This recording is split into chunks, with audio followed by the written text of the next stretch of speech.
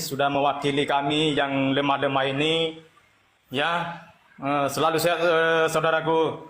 Di dalam nama Tuhan Yesus, terima kasih. Duh, ini Bang Iksan ini Muslim. Ya, saya murtadin. Oh, Murtadin saya. murtadin sudah. Bagaimana jalan ceritanya Anda itu meninggalkan agama Islam? Ya, mungkin agak lama ya. Karena pada waktu itu saya selalu berdoa itu dengan bahasa Arab. Mm-mm. Dan saya bisa baca huruf Arab itu, tapi saya tidak tahu artinya. Oh ya, Jadi, persis puji itu seperti Tuhan. yang saya katakan. Itu memang kenyataan, Bang. Jadi kenyataannya itu banyak orang Islam itu pandai berbahasa Arab, mengulang-ulang bahasa Arab, tetapi tidak mengerti artinya. Kalau kata Ustadz Munzir Situmorang, katanya seperti keledai. Flipper, makasih Bang. Makasih Bang Flipper. Lama Bang Flipper tidak kelihatan. Jadi abang dulu seperti itu. Ya, Ngelihat, dulu seperti itu. baca-baca Saya- tulisan Arab, kemudian saya tidak baca-baca. tahu. Hmm. Ya, saya tidak tahu pada waktu itu.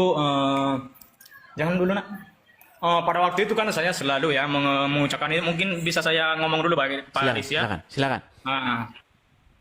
Bismillahirrahmanirrahim. Alhamdulillahi rabbil alamin. Arrahmanirrahim. Malik yaumiddin.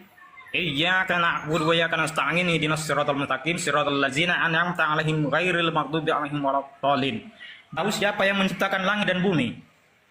Oleh karena itu, saya mencari kalau ada yang mengaku saya yang menciptakan langit dan bumi, berarti dia Tuhan, udah pasti. Jadi pada waktu itu Pak Edis, saya membaca ya di surah Al di ayat 3 itu, bahwa dikatakan situ dialah.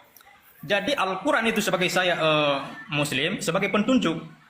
Dan oleh dengan di surah Al di ayat 3 ini, dikatakan dia yang awal dan akhir, yang zohir yang batin.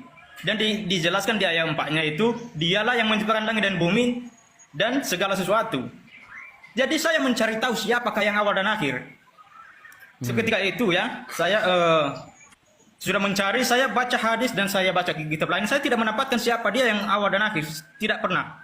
Allah juga tidak pernah, aku Allah, aku yang awal dan akhir. Tidak pernah. Tapi saya mencari tahu Pak Edis. Mencari tahu pada waktu itu. Saya tidak pernah menemukan. Jadi saya mencari tahu di mana dia yang awal, siapa yang awal dan akhir. Jadi ketika itu saya percaya bahwa yang dikatakan di surah Al-Baqarah bahwa wahai Muhammad, diperintahkan Allah, wahai Muhammad, kalau kamu ragu-ragu dan bertanya kepada kitab sebelum kamu, yaitu Taurat dan Injil. Jadi di dalam keimanan saya tidak pernah saya menemukan Taurat dan Injil. Jadi oleh karena itu pada waktu itu saya mengikuti apa yang dikatakan oleh Al-Quran. Saya mencari di Injil, ya, di Injil yang mana di Alkitab kepercayaan orang Kristen. Jadi pada waktu itu saya cari. Ketika itu waktu saya cari muncul di surah kitab Wahyu 22 ayat 13 dikatakan dia dengan sangat tegas. Jadi Tuhan Yesus ini sangat tegas, dia mengatakan ya dengan tegas, akulah Alfa dan Omega, akulah yang pertama dan akhir, dan aku yang awal dan akhir. Jadi ketika itu saudara, pada waktu itu saya merinding ya, saya merinding. Kok dia yang mengatakan akulah, tapi bukan dia menunjukkan dialah. Tapi dengan tegas akulah yang awal dan akhir. Jadi oleh karena itu saya penasaran pada waktu itu saya mencari di mana yang saya cari tahu ajaran Yesus yang diajarkan kepada umatnya yang mengikuti dia. Jadi pada waktu itu saya mencari tahu itu, saya menemukan ajaran yang sangat mulia Pak Edis di surah Matius 5 ayat 44 bahwa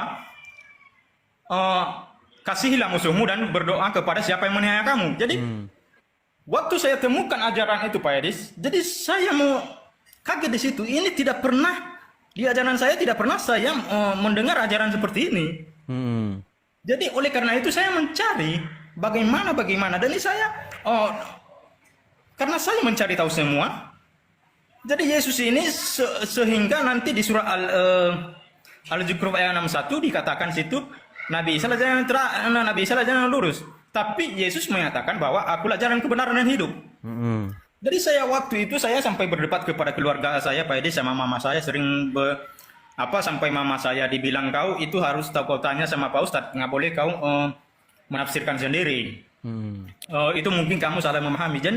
Dan saya ikuti apa kata mama saya dan saya bertanya kepada guru. Cuman Memang Pak Ustaz saya bertanya itu tidak pernah memuaskan, tidak sesuai dengan dalil yang saya pertanyakan sama dia.